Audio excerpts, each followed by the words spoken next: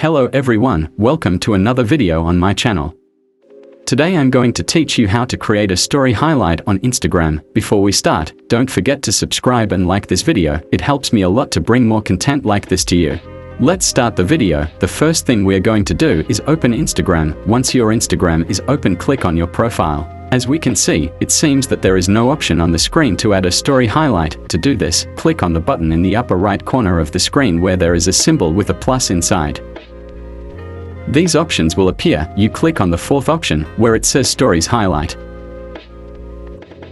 Here all the stories you have already posted on your Instagram account will appear. Now just select the stories you want to add to a highlight. For example, I'll take some landscape photos that I posted on my stories and create a highlight on Instagram of landscapes. After selecting the chosen stories, click Next in the upper right corner of the screen. Now you will put a title for your highlight. As I'm not going to keep this highlight, I'll put any name just to give an example. After entering the name of your highlight, click done in the top right corner of the screen. After that, your highlight will be successfully saved and will appear to everyone who visits your Instagram profile. And that's all for today guys. Don't forget to subscribe to the channel and like this video. Thank you very much and see you next time.